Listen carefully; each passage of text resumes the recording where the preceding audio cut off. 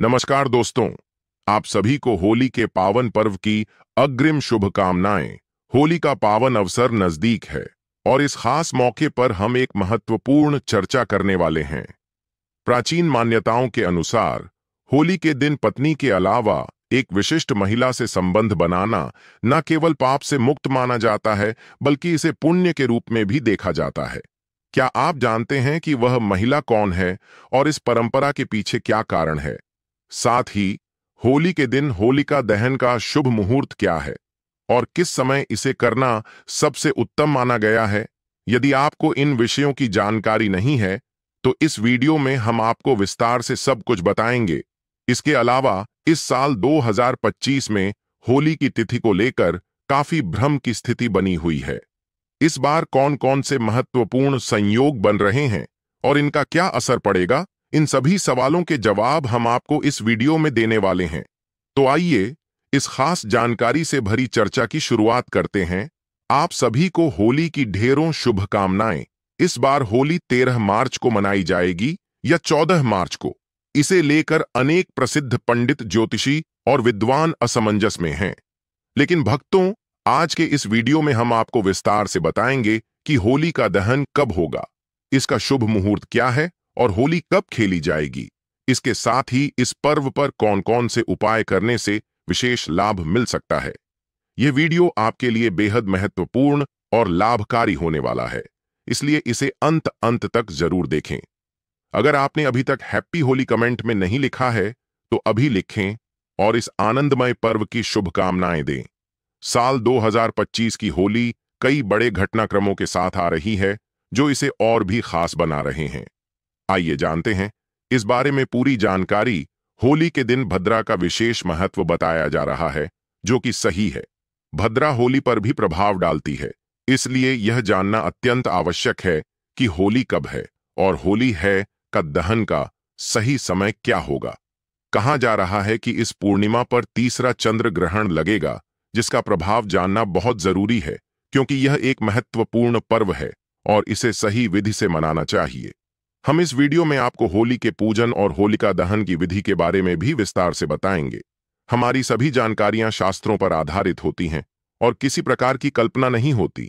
इस वीडियो में हम आपको होली, भद्रा और ग्रहण से जुड़ी संपूर्ण जानकारी देंगे, इसलिए इसे ध्यानपूर्वक सुनें और सही तरीके से पर्व मनाएं। तो बिना किसी विलंब के आइए इस विशेष चर्चा की शुरुआत करते हैं। कृपया इस वीडियो को लाइक करें, क्योंकि आपकी एक लाइक हमारे लिए बहुत महत्वपूर्ण है। जब आप लाइक करते हैं तो हमें बहुत अच्छा लगता है और हम आपके लिए और भी उपयोगी जानकारियां लेकर आते हैं। मित्रों, श्री गरुड़ पुराण में कहा गया है कि कोई भी कथा या प्रवचन अधूरा नहीं छोड़ना चाहिए, क्योंकि ऐसा करने से पाप लगता है। इसलिए इस पवित्र जानकारी को पूरी श्रद्धा और भक्ति के साथ सुनें और पुण्य अर्जित करें। तो आइए इस वीडियो को पूरा देखें, ताकि आपको सभी जानकारियां सही और संपूर्ण रूप में मिल सकें। होली का पर्व हिंदू धर्म के प्रमुख त्योहारों में से एक है, जिसे पूरे देश में बड़े ही उत्साह और धूमधाम से मनाया जाता है। यह पर्व फाल्गुन मास की पूर्णिमा तिथि को आता है और बुराई पर अच्छाई की विजय का प्रतीक है। होली से एक दिन पहले रात में होली का दहन किया जाता है, जिसे छोटी होली भी कहते हैं। इसलिए सबसे पहले यह जानना आवश्यक है कि फाल्गुन मास की पूर्णिमा तिथि कब है और इस साल होलिका दहन का सही समय क्या होगा। तो दोस्तों, होलिका दहन का शुभ मुहूर्त त्रिक पंचांग के अनुसार फाल्गुन मास के शुक्ल पक्ष की पूर्णिमा तिथि 13 मार्च 2025 को प्रातः 3:35 पर आरंभ होगी और 14 मार्च 2025 को रात्रि 8 बजे समाप्त होगी। ऐसे में उदय तिथि के अनुसार होलिका दहन 13 मार्च 2025 की रात्रि में किया जाएगा। भद्रा मुक्त समय में करें होलिका दहन। होलिका दहन से पहले भद्रा का ध्यान रखना अत्यंत आवश्यक है, क्योंकि होली और रक्षाबंधन जैसे पर्वों पर भद्रा का विशेष प्रभाव पड़ता है।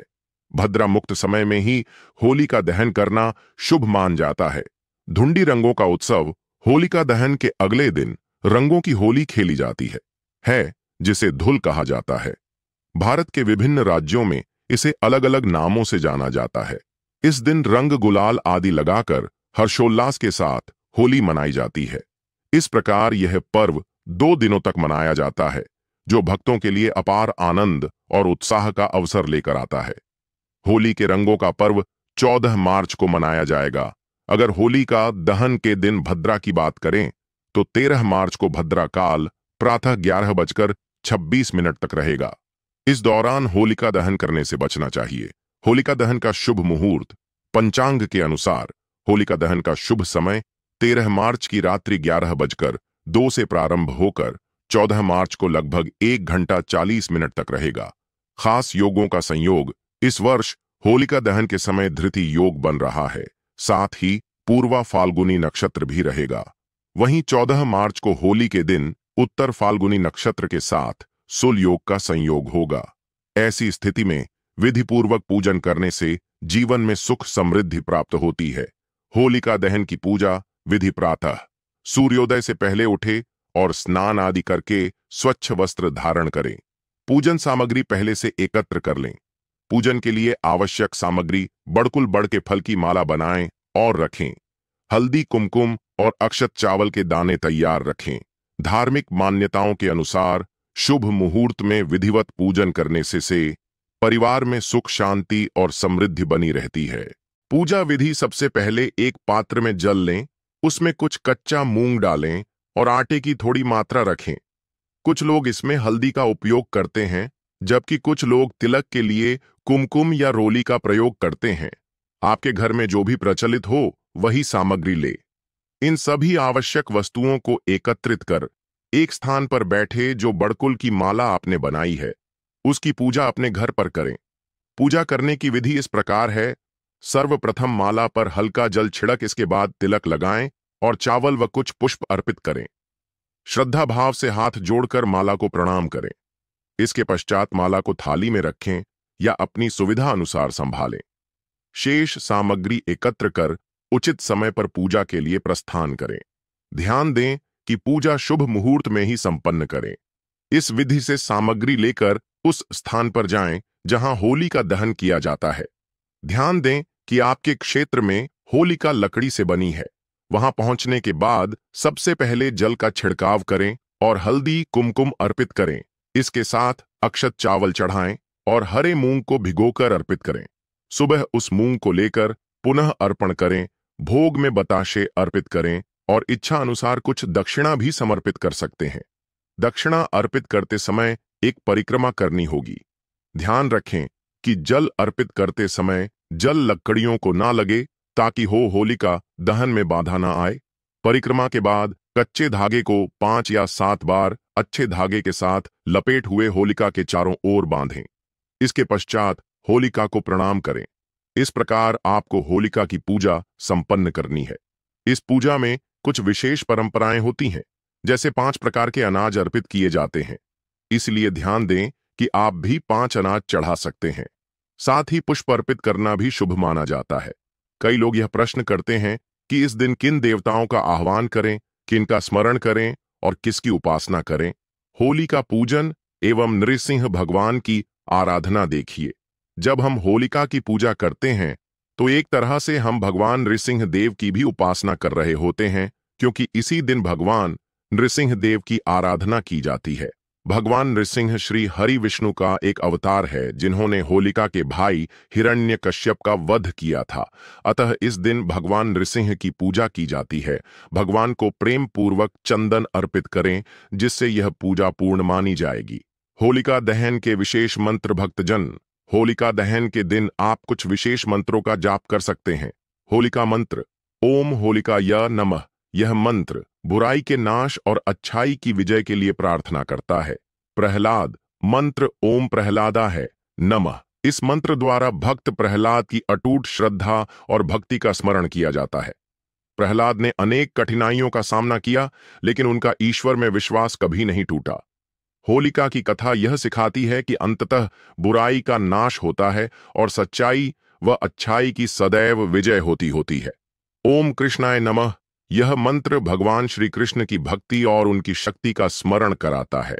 भगवान नरसिंह ने अपने भक्त प्रहलाद की रक्षा के लिए हिरण्यकश्यप का वध किया और यह संदेश दिया कि ईश्वर सदैव अपने भक्तों की रक्षा करते हैं। अब आइए जानते हैं कि होलिका दहन के दिन कौन कौन सी चीजें अर्पित करनी चाहिए। गेहूं की बालियां। गेहूं को विशेष रूप से वृष राशि का प्रतीक माना जाता है, जो धन और समृद्धि का कारक है। होलिका दहन में गेहूं की बालियां अर्पित करने से आर्थिक परेशानियां दूर होती हैं और घर में समृद्धि आती है। यह विशेष रूप से शुक्र ग्रह से जुड़ा होता है, जो सुख, समृद्धि और वित्तीय स्थिरता प्रदान करता है। गोबर के उपले। गोबर का उपयोग राहु और केतु ग्रहों के नकारात्मक प्रभाव को दूर करने के लिए किया जाता है।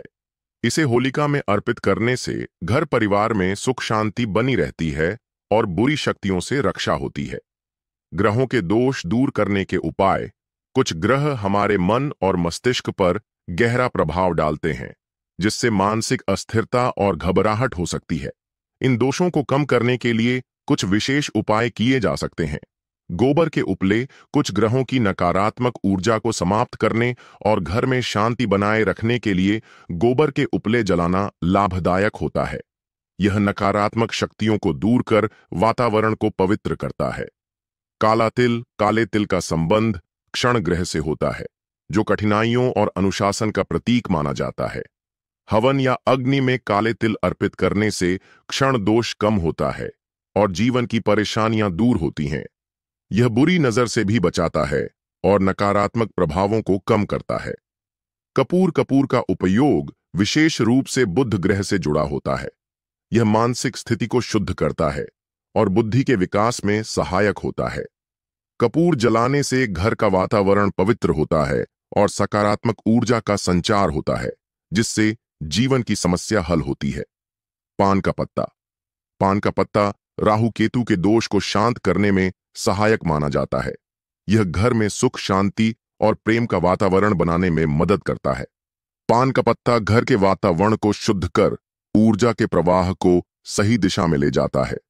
इन उपायों को अपनाकर न केवल गृह दोषों को कम किया जा सकता है, बल्कि घर में सकारात्मकता और समृद्धि भी लाई जा सकती है। छठी वस्तु। लौंग का संबंध मंगल ग्रह से होता है, जो शक्ति, साहस और उत्साह का कारक है। लौंग का उपयोग नकारात्मक शक्तियों से सुरक्षा प्रदान करने के लिए किया जाता है और यह घर में सकारात्मक ऊर्जा प्रवाहित करता है। विशेष रूप से यह शारीरिक और मानसिक रोगों को दूर करने में सहायक होती है। सातवीं वस्तु। चंदन विशेष रूप से सूर्य ग्रह से जुड़ा होता है। सूर्य जीवन शक्ति और आत्मविश्वास का प्रतीक है। चंदन जलाने से न केवल वातावरण शुद्ध होता है, बल्कि यह हमारे आत्मविश्वास को भी बढ़ाता है और जीवन में नकारात्मकता को समाप्त करता है। आठवीं वस्तु। नारियल का संबंध ग्रहों की शक्ति और समृद्धि से होता है।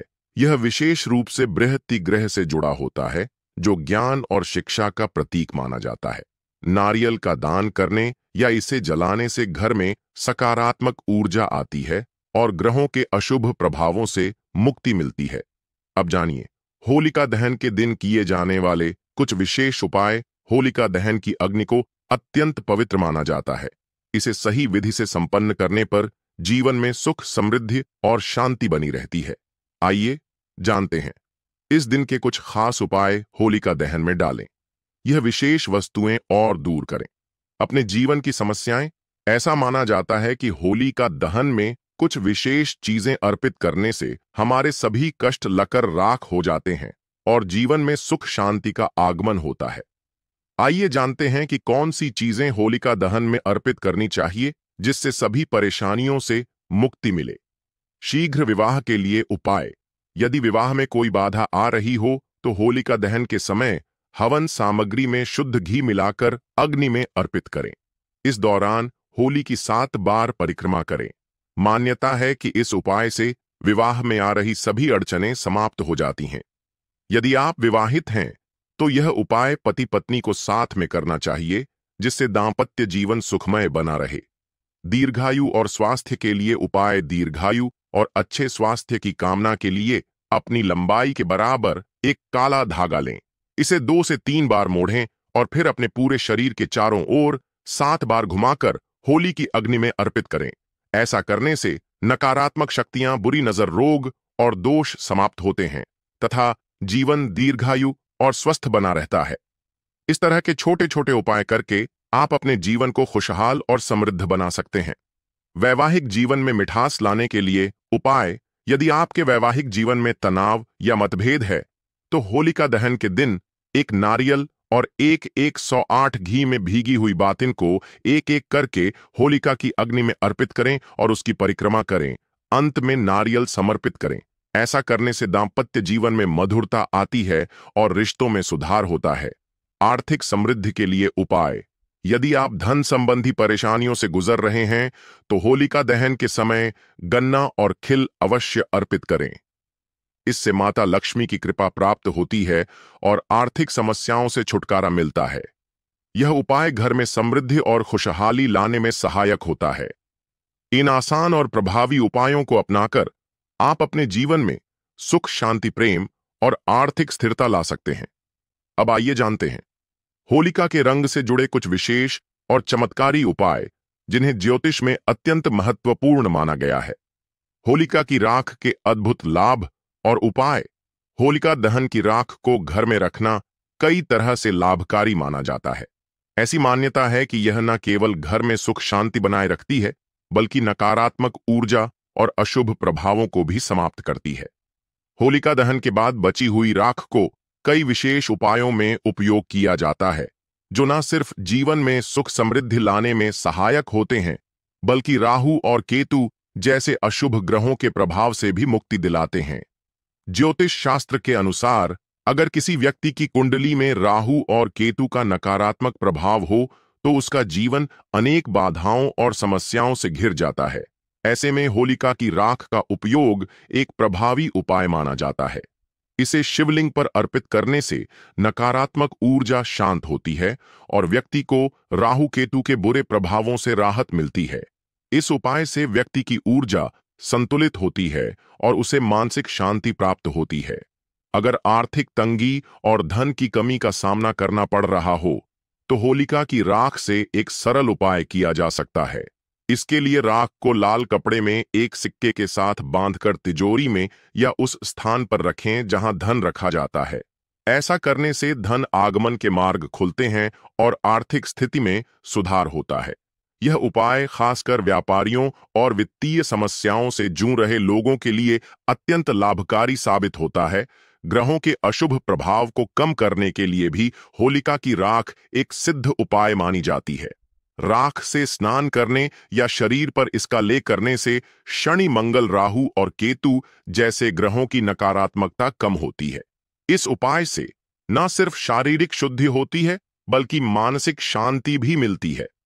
सकारात्मक ऊर्जा के संचार से व्यक्ति का आत्मविश्वास बढ़ता है और उसे कठिन परिस्थितियों से निपटने की शक्ति मिलती है। वास्तु दोष के कारण घर में नकारात्मक ऊर्जा का वास हो सकता है, जिससे सुख समृद्धि बाधित होती है। ऐसे में होलिका की राख का उपयोग करके वास्तु दोष को दूर किया जा सकता है।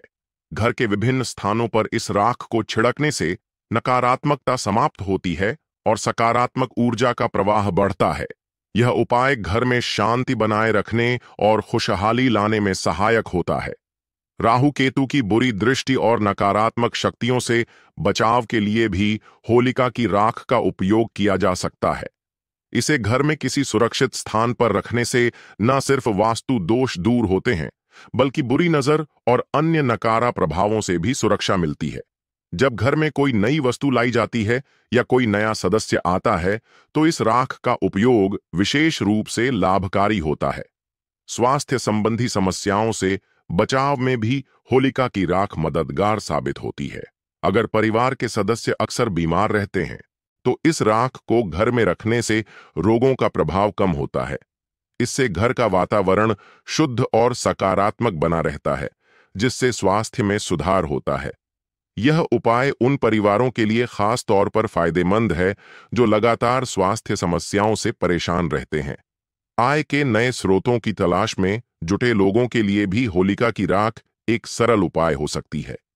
इसे घर के उत्तर पूर्वी कोने में रखने और नियमित रूप से ध्यान केंद्रित करने से नए अवसर मिलने की संभावनाएं बढ़ती हैं। व्यापार में तरक्की और नौकरी में उन्नति के लिए यह उपाय बहुत प्रभावी माना जाता है। इस प्रकार होलिका की राख केवल धार्मिक महत्व ही नहीं रखती, बल्कि इसके माध्यम से जीवन की अनेक समस्याओं का समाधान संभव है। राहु केतु के अशुभ प्रभाव से मुक्ति, आर्थिक संकट से राहत, स्वास्थ्य में सुधार और वास्तु दोषों का निवारण। इन सभी समस्याओं के समाधान के लिए होलिका की राख का उपयोग बेहद लाभकारी है।